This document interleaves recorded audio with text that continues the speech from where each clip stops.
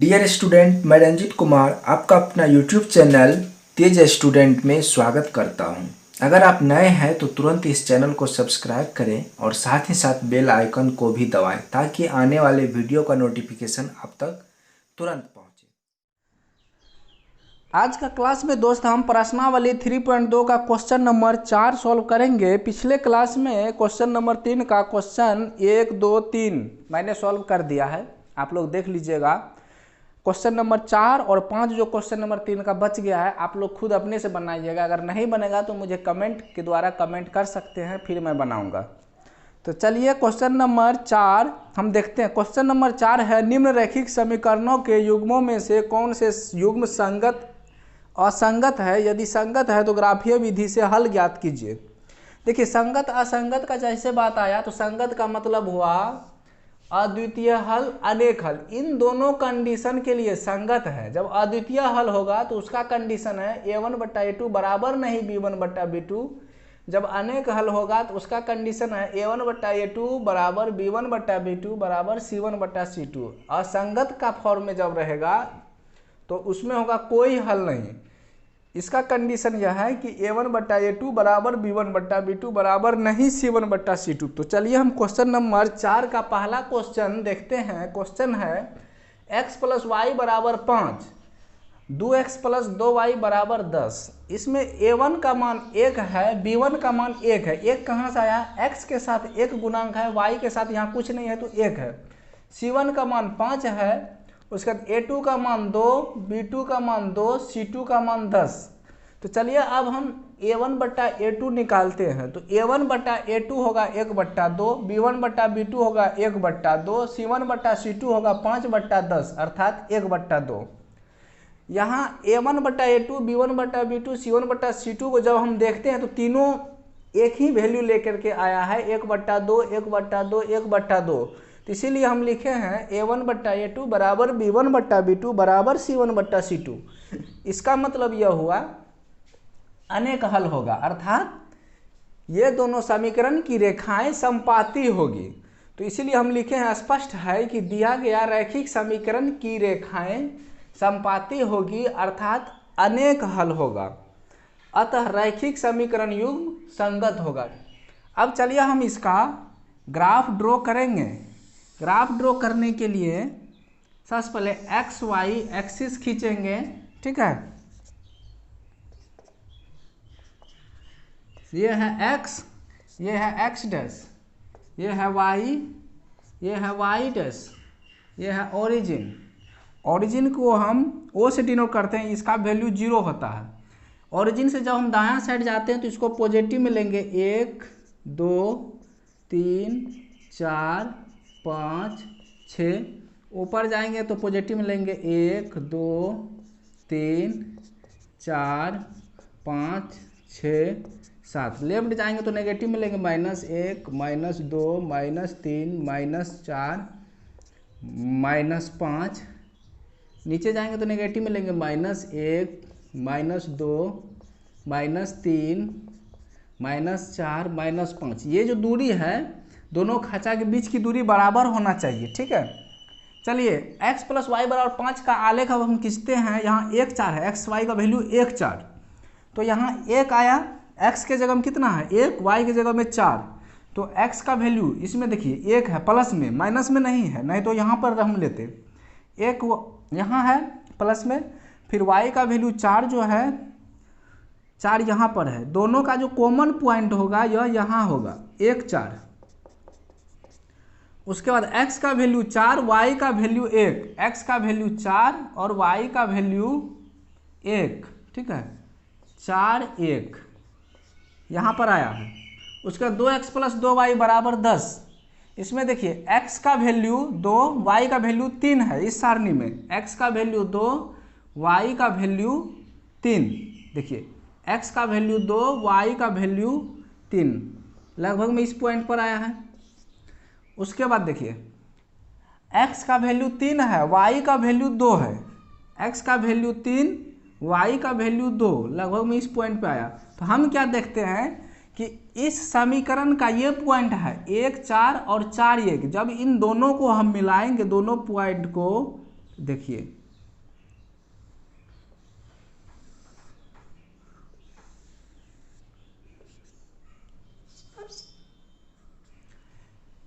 x plus Y बराबर 5 का जब हम ग्राफ ड्रॉ कर रहे हैं तो ये पॉइंट आया है 1 4 का कॉमन पॉइंट ये वाला और 4 1 का कॉमन पॉइंट ये वाला। जब इन दोनों बिंदु को हम मिलाए तो ऐसा ग्राफ बना। फिर इस समीकरण का पॉइंट ये जो है x का वैल्यू 2 y का वैल्यू 3 आया है और दूसरा जो पॉइंट है यह इसमें x का वैल्यू 3 और y का वैल्यू 2 आया है। देखिए इस 2 का कॉमन पॉइंट यहाँ आया, इस 3 का कॉमन पॉइंट यहाँ आया, तो 3 2 हम लिखे हैं। तो इससे यह साबित होता है कि दोनों समीकरण की आलेख एक ही जगह स्थित है अर्थात समपाती है, इसीलिए इसका हल अनेक होगा। इसलिए अनेक होगा कि यहाँ भी एक्स वाई का वैल्यू निकलेगा, यहाँ भी निकलेगा, यहाँ भी निकलेगा, यहाँ भी निकलेगा, इसीलिए इसका हल अनेक होगा। जब समांतर रहता है तो कोई हल नहीं होता है। जब एक बिंदु पर प्रतिच्छेद करती है दोनों आलेख तो केवल एक हल होता है। जब दोनों आलेख एक ही रेखा पर स्थित रहती है, दोनों रेखाएं एक ही जगह स्थित रहती है तो अनेक हल होता है। तो उम्मीद है कि आप लोग को समझ में आ गया होगा। चलिए हम इसके बाद क्वेश्चन नंबर 2 सॉल्व करते हैं। क्वेश्चन नंबर 4 का दूसरा क्वेश्चन है x माइनस वाई बराबर 8 कोमा 3x माइनस 3y बराबर 16।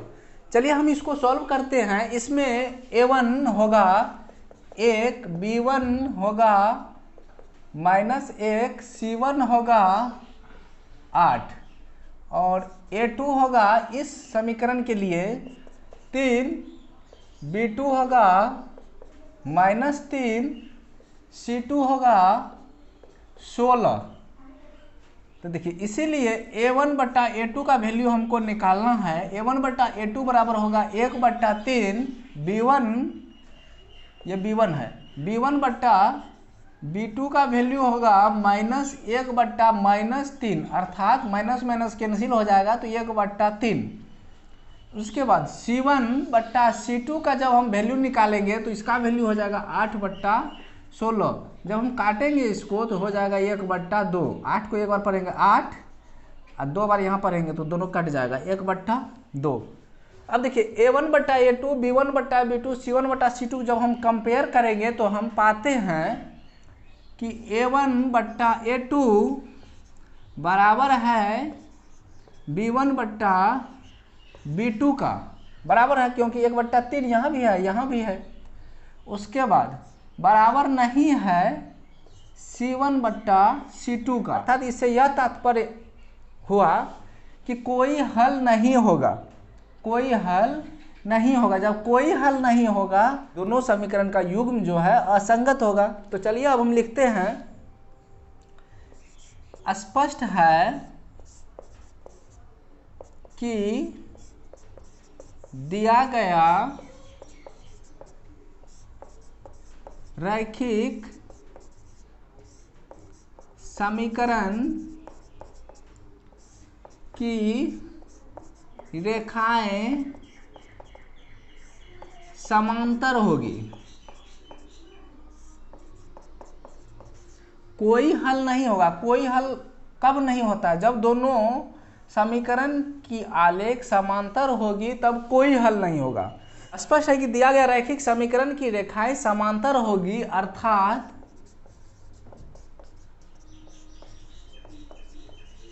कोई हल नहीं होगा। अतः रैखिक समीकरण युग्म असंगत होगा। क्वेश्चन में कह रहा है कि जब संगत है तो ग्राफीय विधि से हल ज्ञात कीजिए। अगर असंगत निकल गया तो इसका ग्राफीय विधि से हल ज्ञात नहीं करना, सिर्फ संगत के लिए ज्ञात करना है।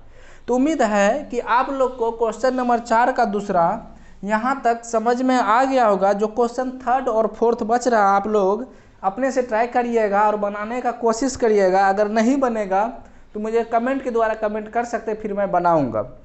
तो अगर वीडियो अच्छा लगा होगा तो चैनल को सब्सक्राइब तथा वीडियो को लाइक और दोस्तों के साथ शेयर जरूर करिएगा। धन्यवाद।